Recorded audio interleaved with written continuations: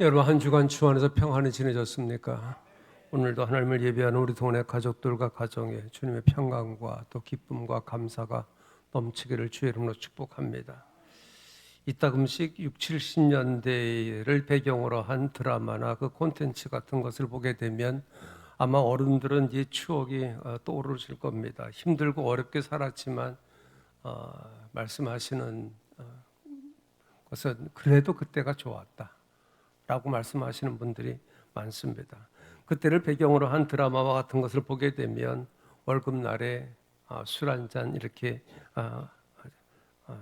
술 한잔 드시고 또 취해서 월급 봉투를 뭐 잃어버렸다고 하는 이야기, 또 누군가의 그 보증을 서줘서 또 집문서까지 잡혔고 또 집안에 어려움을 당했다고 하는 그러한 이야기, 이러한 이야기들이 심심치 않게 많았던 것 같습니다. 그때의 그 어머니들은 이런저런 그런 불평도 하지 못하고, 그래서 그 세상 말로 어머니들은 참 한이 많은 사람들이다라고 그 이야기들을 했습니다. 아마 남자분들이라고 하면 한 번쯤 그런 경험이 있을 겁니다. 지금도 아이들 사이에 이와 같은 일들이 있을 텐데 그 학교나 주변에 좀 힘을 좀 쓰는 아이들한테 물건을 빼앗기고 돈을 빼앗겨 본 적이 있을 겁니다. 그렇다고 대들고 뭐 싸울 힘도 없고 집에 와서는 억울해서 엉엉 울었던 그러한 기억들이 있을지 모르겠습니다. 저는 있습니다. 아마 우리 교인들 중에는 빼앗은 분들은 없고 아마 빼앗긴 분들이 많을 것 같습니다. 나에게 있는 그 소중한 것을 잃어버리거나 누군가에게 참 빼앗기게 되면 참 이렇게 속이 상합니다. 이런 사소한 것들만 아니라 우리가 세상에 살아가면서 빼앗기며 살아가는 것들이 참 많습니다. 눈에 보여지는 것이 빼앗겨졌을 때 그것을 찾기 위해서 노력을 하지요. 눈에 보여지기 때문에 안타까움과 서러움이 더해지는 것 같습니다. 그런데 여러분, 눈에 보여지는 것이 빼앗겨질 때는 이렇게 안타까움이 있고 심각해지는데 내 안에 있는 그러한 기쁨, 내 안에 있는 평안, 이와 같은 것이 빼앗길 때는 그렇게 심각하게 생각하지 않습니다. 물론 눈에 보이는 것이 빼앗겨짐으로 기쁨이 사라지고 평안이 사라지는 것 사실이지만, 그것보다도 눈에 보이는 것을 더 중요하게 여긴다라고 하는 이야기입니다. 여러분, 눈에 보이는 어떤 것을 빼앗기는 것보다 내 안에 있는 기쁨이나 평안을 빼앗기는 것이 더 큰 손해이고 더 큰 아픔입니다. 생각해 보세요, 여러분. 가지고 있는 것이 아무리 많아도 마음에 기쁨이 없고 평안이 없으면 가진 것이 무슨 소용이 있겠습니까? 대부분 생각하기를 많은 것을 가지고 있으면 행복할 것이라고 그렇게 생각을 하지만 마음의 평안이나 기쁨이 없으면 행복하지 않습니다. 자, 그렇기 때문에 저와 여러분에게 있어서 눈에 보여지는 것을 빼앗기지 않아야 되지만 그것보다 마음의 평안과 기쁨이 빼앗기지 않아야 된다라고 하는 이야기입니다. 자, 그러면 우리에게서 기쁨과 평안을 빼앗아가는 것이 무엇이겠습니까? 내 안에 있는 기쁨을 빼앗아가고 평안을 빼앗아가는 것은 염려입니다. 염려가 우리 안에 있는 평안과 기쁨을 빼앗아갑니다. 오늘 말씀을 보세요. 아무것도 염려하지 말고 다만 모든 일에 기도와 간구로 너희 구할 것을 감사함으로 하나님께 아뢰라. 염려라고 하는 것은 마음이 하나가 되지 않아서, 즉 마음이 분리되어서 걱정하는 것을 말하는 것입니다. 누군가를 신뢰하고 누군가를 의지할 수 있다고 하면 여러분 염려하지 않습니다. 자, 그렇기 때문에 우리 믿는 사람들에게 있어서 염려는 하나님의 능력과 도우심을 신뢰하지 못할 때 생겨지는 마음입니다. 염려가 우리에게 얼마나 좋지 못한 영향을 줍니까? 염려가 많으면 어떤 일이든지 집중하지 못합니다. 염려가 많으면 신앙생활에 있어서 기도나 말씀 또 예배에 집중하지 못합니다. 하나님의 사랑과 은혜는 여전함에도 불구하고 하나님 이외의 것에 마음을 쏟을 때 벼랑간 찾아오는 것이 바로 염려입니다. 그럼 염려의 반대는 무엇이겠습니까, 여러분? 염려의 반대는 비전이에요. 우리는 하나님의 비전을 가지고 사는 사람들입니다. 하나님께서 이루실 것을 믿는 거룩한 생각, 이것이 비전입니다. 세상에 살면서 염려, 근심, 걱정 없는 사람이 어디 있겠습니까마는 우리는 하나님의 비전을 품고 사는 사람들입니다. 그러기에 염려는 신앙생활에 전혀 도움이 되지 않습니다. 하지만 믿는 사람들이라고 해서 머리에 꽃을 꽂은 사람처럼 늘 웃고 다닐 수는 없잖아요. 마태복음 6장 25절에 보게 되면 걱정과 근심을 안고 사는 우리들에게 목숨을 위하여 무엇을 먹을까, 무엇을 마실까, 몸을 위하여 무엇을 입을까 염려하지 말아라. 주님께서 말씀하고 계십니다. 염려한다고 해서 해결된다고 하면 우리는 얼마든지 염려해야 되지만 염려한다고 이런 문제들이 해결되는 것 아닙니다. 그렇기 때문에 주님께서 너희 중에 누가 염려함으로 그 길을 한 자라도 더 할 수 있겠느냐라고 말씀하십니다. 여러분, 염려나 근심에도 하나님의 뜻대로 하는 근심이 있고 또 세상 근심이 있습니다. 바울은 고린도 후서 7장 10절에서 하나님의 뜻대로 하는 근심은 후회할 것이 없는 구원에 이르게 하는 회개를 이루는 것이요, 세상 근심은 사망을 이루는 것이라, 그렇게 말씀하고 있습니다. 염려와 근심은 하나님께서 우리에게 주시는 마음이 아닙니다. 우리 안에 있는 평안을 빼앗아가 또 기쁨을 빼앗아가려고 하는 사단이 주는 마음입니다. 믿는 우리가 기도와 말씀으로 또 찬양으로 무장해서 살아가야 하지만 이러한 것으로 여러분 무장하기보다는 무거운 근심과 염려의 짐을 지고 우리가 살아갑니다. 항상 기뻐하라고 하는 말씀은 온데간데 없고 그 기쁨을 가리는 염려와 근심 속에 살아갑니다. 물론 항상 기뻐하라고 하는 말씀은 우리에게 주어진 환경이나 또 상황으로 인해서 기뻐하라는 그러한 말이기보다는 우리에게 구원을 주신 또 영원한 생명을 주신 하나님으로 인해서 기뻐하라고 하는 그러한 말이지만 그 기쁨조차도 가리워버리는 염려와 근심이 많은 것이 사실입니다. 자, 그러나 주님은 오늘 말씀을 통해서 아무것도 염려하지 말라고 말씀하십니다. 여러분, 이 말씀은 이 말씀입니다. 염려하던 것을 멈춰라. 아무것도 염려하지 말아라 하는 이것은 염려하던 것을 멈추라고 하는 이야기예요. 부정적으로 생각해서 근심하던 것을 멈추라고 하는 이야기입니다. 여러분, 여기 6절에 보게 되면 대조적인 말씀이 기록되어 있어요. 아무것도 염려하지 말고 그 대조되는 것이 감사함으로 하나님께 아뢰라. 염려가 부정적인 생각이나 하나님을 온전히 의지하지 못해서 생기는 것이라고 한다면 여러분, 기도는 하나님께 대한 신뢰이지 않습니까? 하나님을 의지하는 그런 표현이지 않습니까? 하나님께 간절히 부르짖는 것은 그만큼 하나님을 신뢰한다는 증거입니다. 그러기에 염려를 멈추고 하나님께 기도하라고 말씀하고 있는 것입니다. 그것도 모든 일에 기도와 간구를 하되 감사함으로 아뢰라고 말씀합니다. 여러분, 사실 염려하고 싶어서 염려하는 사람이 어디 있습니까? 혼란한 세상에 살다 보니까 나도 모르는 사이에 염려가 습관화되어 버리는 거예요. 염려가 내 삶에서 떠나지 않는 것이 사실이지요. 그래서 염려는 내 삶의 그림자라고 그렇게 표현하기도 합니다. 여러분, 내 속에서 염려가 떠나지 않은 적이 여러분 있는지 한번 돌아보세요. 염려는 내 삶의 그림자라고 말하는데 언제나 내 곁에 염려가 있기 마련입니다. 그러나 여러분, 염려와 근심의 그 파고가 높아지고 밀려올 때 평안을 주시는 하나님께 안겨라. 염려 앞에 주님을 신뢰하는 믿음을 드러내라. 그렇게 성경은 말씀하고 있습니다.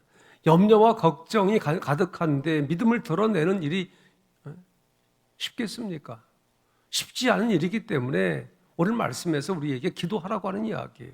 염려는 하나님을 신뢰하지 못해서 생기는 마음이기 때문에 하나님을 신뢰하라고 하는 말씀으로 기도하라고 하는 이야기입니다. 마태복음 6장에 보게 되면 주님께서 공중의 새를 봐라. 하나님께서 기르시지 않느냐. 들의 백합화를 봐라. 이런 들풀도 하나님께서 다 입히시는데 너희들 돌보시지 않겠느냐. 그러므로 걱정하지 말아라. 걱정은 믿음이 작은 자들이 하는 것이다. 우리들에게 그렇게 말씀하고 있습니다. 주님께서 제 아들에게도 너희는 마음에 근심하지 말라. 하나님을 믿으니 또 나를 믿으라 말씀하셨습니다. 염려, 근심은 어떤 문제를 해결하는데 전혀 도움이 되지 못합니다. 도리어 우리의 영혼을 병들게 하고 나아가서 육체를 무너지게 합니다. 가만히 생각해 보면, 그리고 지나가 보면 그렇게 염려하지 않아도 될 일을 쓸데없이 염려했다라는 생각이 들 때가 있죠. 대개 염려는 스스로 대처할 수 있는 것들인데 때로는 아직 일어나지 않은 일에 대해서 지나치게 염려하고 내 힘으로 해결할 수 없는 일임에도 불구하고 그 문제를 붙들고 씨름을 합니다. 내가 염려하는 것이 내 영역이 아니고 하나님의 영역에 속한 것이라고 한다면 아무리 염려한다고 해서 문제 해결되는 것 아닙니다. 우리가 염려, 근심할 수 있으나 어느 정도 시간이 지나도 계속되는 염려나 근심이라고 한다면 내가 해결할 수 없는 하나님의 영역에 속한 것이라고 여겨질 때에 하나님께 맡기고 겸손히 엎드리는 길밖에 없는 겁니다. 근심과 걱정에 대한 처방으로 주님은 오늘 바울을 통해서 우리에게 감사함으로 하나님께 아뢰라 말씀하고 있어요. 아무것도 염려하지 말고 다만 모든 일에 기도와 간구로 너희 구할 것을 하나님께 아뢰라. 기도나 간구, 아뢰는 것은 모두 다 기도라고 하는 한 단어로 통칭합니다. 염려에 대한 해결책은 기도하는 것입니다. 간구하는 것입니다. 기도하고 간구하는 것은 여러분 주님께 맡긴다고 하는 이야기 아닙니까? 주의 도우심을 구하는 것 아닙니까? 주님을 신뢰한다고 하는 표현이지 않습니까? 그러나 여러분, 우리가 오해해서는 안 될 일이 있습니다. 주님께서 우리에게 염려나 걱정을 없애주신다고 말씀하고 있지 않아요. 다만 기도를 통해서 만난 그 근심과 걱정을 이겨내라고 말씀하고 계신 것입니다. 사실 근심과 염려를 없애는 것은 불가능한 일입니다. 그런데 오늘 말씀에 기도하라고 말씀하고 있어요. 그것도 감사함으로 아뢰라 그렇게 말씀하고 있습니다. 염려와 근심 속에서 어떻게 감사할 수 있겠습니까? 염려와 근심 속에서 원망이나 불평이 쉽지 감사가 쉽게 나올 수 있겠습니까? 원망과 불평이 나올 수밖에 없는 상황에서 감사하며 기도한다고 하는 것은 아무리 신앙이 좋은 사람이라고 할지라도 쉬운 일이 아니죠. 이렇게 어떻게 보면 이런 상황 속에서 감사함으로 아뢰라고 하는 이 말씀이 우리에게 더한 어려움을 줄지도 몰라요. 나아가서 아예 기도를 포기할지도 모릅니다. 자칫 잘못하면 기도의 자세를 잃어버릴 수도 있습니다. 근심이나 염려를 만나면 몸부림치면서 기도하긴 하지만 마음속에 하나님에 대한 경외감 또 찬양의 마음이 없습니다. 이건 바른 기도의 자세가 아닌 것이죠. 우리가 적어도 기도한다고 하면 말씀드린 것처럼 하나님을 신뢰한다는 말이에요. 어린 자녀가 원망하고 불평하면서 떼를 써서 무엇인가를 요구할 때 당장 그 요구를 들어주는 부모 없어요. 부모에 대한 공손한 태도를 가르치고 감사한 마음을 가르치고 그 후에 그 요구를 들어주는 것이죠. 그러한 의미로 주님께서 우리에게 감사함으로 아뢰라 말씀하고 있는 것입니다. 그러면 여러분, 감사의 기도가 나오지 않을 때라 할지라도 기도를 포기하면 안 됩니다. 기도를 포기하면 안 됩니다. 기도를 포기하지 말고 마음의 어려움을 있는 그대로 주님께 고백하시기 바랍니다. 내 마음을 토로하라고 하는 이야기예요. 사무엘의 그 어머니 한나가 사무엘을 태중에 갖기 전에 둘째 부인인 분인나로 인해서 얼마나 어려움을 당했습니까? 무시를 당하고 마음의 고통 아주 심하게 받았지요. 이때 성전에 올라가서 자기의 아픈 마음을 하나님께 토로합니다. 정말로 세상 말로 미친 듯이 솔직한 심정을 토로할 때 제사장 엘리가 보고는 술 취한 줄 알고 야단하지 않습니까? 그처럼 토로해야 된다고 하는 이야기. 감사의 기도가 나오지 않을 때라도 기도를 멈추는 것이 아니라 마음과 감정 있는 그대로 하나님 아버지 앞에 쏟아 부으라고 하는 이야기. 자식이 부모에게 투정 부린다고 여러분 잘못된 것 아니잖아요. 어린아이가 부모에게 투정 부리는 것은 어떻게 보면 자연스러운 것입니다. 저와 여러분이 하나님을 철저히 신뢰하면 어떤 기도든지 어떤 간구든지 당신의 뜻에 따라서 신실하게 응답해 주실 줄로 믿습니다. 여러분, 이렇게 기도하다 보면 하나님께 내 마음을 쏟아 부을 수 있다라고 하는 그 사실 하나만으로도 여러분의 입에서 감사가 흘러 나올 것입니다. 답답하고 힘겨운 일이 있을 때 누군가에게 이야기하면 문제는 해결되지 않았지만 답답한 마음이 가실 때가 있지 않습니까? 하나님 앞에 마음을 쏟아 부으면 쏟아 부을 수 있다고 하는 사실만으로도 감사가 나오게 되는 것입니다. 이런 것은 기도하는 사람들이 경험하는 일들이에요. 기도를 통해서 내 안에 있는 그 분노가 하나님께 대한 기도로 바뀌어지게 되고 소망으로 바뀌어지게 되고 어느 순간에 불평과 원망이 감사로 바뀌어지는 것이 경험되어질 것입니다. 비록 원망과 불평으로 시작된 기도이지만 하나님께서 정하신 때에 가장 좋고 선한 것으로 응답해 주실 것이라고는 소망이 생기기 때문에 결국에 감사함으로 기도할 수밖에 없는 것입니다. 여러분, 하나님이 내 아버지이심과 또 내가 그분의 자녀라는 사실을 믿으면 결국 감사함으로 기도할 수밖에 없어요. 여러분, 이렇게 기도할 때의 그 결과를 7절에서 뭐라고 말씀합니까? 그리하면 모든 지각에 뛰어난 하나님의 평강이 그리스도 예수 안에서 너희 마음과 생각을 지키시리라 약속하고 계십니다. 여러분, 여기에 모든 지각에 뛰어난 하나님의 평강이라고 하는 말은 우리의 이성으로 이해할 수 없고 상식으로도 받아들일 수 없는 그러한 평강을 말하는 것입니다. 다시 말하면 내가 만들어낼 수 없는, 우리가 만들어낼 수 없는 그러한 평강을 말하는 것입니다. 여러분, 말씀 잘 들으시기 바랍니다. 우리가 아무것도 염려하지 않고 감사함으로 하나님께 아뢰면 문제를 해결해 주신다, 그렇게 말씀하고 있지 않습니다. 고난도 아픔도 없애주시겠다, 그렇게 말씀하고 있지도 않습니다. 기도하면 하나님께서 응답해 주실 것이라고 하는 일반적인 그 교훈을 말씀하고 있는 것도 아닙니다. 뭐라고 말씀합니까? 감사함으로 기도하면 하나님의 평강이 우리의 마음과 생각을 지키실 것이라. 우리가 세상에 살지만 세상에 속하지 않고 세상에 속한 자가 아니라 하나님께 속한 자가 되었기 때문에 더한 어려움, 고난도 있기 마련입니다. 그렇기 때문에 기도하면 우리의 삶에 고난의 풍랑이 일고 있다고 할지라도 모든 지각에 뛰어난 하나님의 평강이 우리의 마음과 생각을 주장하시고 다스려 주신다고 하는 그러한 말입니다. 사랑하는 여러분, 어떤 염려가 여러분에게 있습니까? 그 염려 때문에 여러분 얼마나 힘이 듭니까? 힘이 들 때 기도와 함께 여러분 시편의 말씀 많이 보시기 바랍니다. 시편의 말씀을. 그래서 지난 코로나 때에 시편 1편부터 150편까지 시편 영상을 이렇게 만들어서 여러분에게 보내드렸었죠. 시편을 읽다 보면 다윗의 시를 많이 보게 되는데 사울에게 쫓김을 당하고 아들에게 배반당하고 그것도 생명의 위협까지 당하면서 쫓겨다니지만 다윗의 고백은 언제나 동일합니다. 여호와께서 나를 붙드심이라. 여호와께서 나를 붙드심이라. 원수들이 위협해도 두려워하지 않는다고 하는 것이 다윗의 고백입니다. 이것이 기도하는 사람이 누리는 평강의 복인 줄로 믿습니다. 여러분, 근심과 염려를 붙들고 있으면 계속 묶임을 당할 것이지만 힘이 들어도 염려를 중단하고 감사함으로 기도하면 모든 지각에 뛰어난 하나님의 평강의 복을 누리고 또 기쁨을 주시는 그 주님을 경험하게 될 줄로 믿습니다.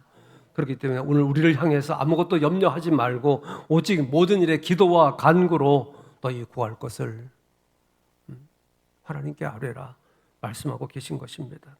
오늘 본문은 많은 사람들이 좋아하는 성경 구절이긴 한데 우리가 좋은 내가 성경을 읽다가 은혜가 되고 또 이 마음에 합한 그런 좋은 구절이라고 여겨지게 되면 어떻게 합니까? 밑줄도 긋고 또 색깔도 표현 이렇게 칠하죠. 그런데 문제는 좋아하기는 하지만 말씀대로 실천하지 않는다. 저도 그래요, 여러분. 여러분도 그럴 거예요. 성경 읽다가 성경 구절이 마음에 와닿으면 긋잖아요. 표시하잖아요. 그런데 문제는 그 말씀대로 실천하지 않는다. 오늘 본문의 말씀도 마찬가지예요. 많은 사람들이 좋아하는 말씀이에요. 그런데 여러분 실천하지 않는다. 다시 말해 기도하지 않는다고 하는 이야기예요. 이유는 염려와 근심이 기쁨도 빼앗아가고 기도의 마음도 빼앗아 버리기 때문에 그렇습니다. 그런데 주님은 오늘 우리에게 염려하지 말라고 말씀하고 있어요. 하나님을 향한 불신앙적인 표현을 중단하고 하나님을 신뢰하는 표현으로 감사하며 기도해라. 그렇게 말씀하고 있는 것입니다. 사랑하는 가족 여러분, 감사함으로 여러분에게 있는 근심과 염려를 이겨낼 수 있기를 축복합니다. 그리해서 우리의 마음과 생각을 지키시고 다스리시는 하나님의 평강인 그 기쁨을 누리는 그러한 은혜가 우리 동네 가족들에게 있게 되기를 주의 이름으로 축복합니다. 기도하십시다.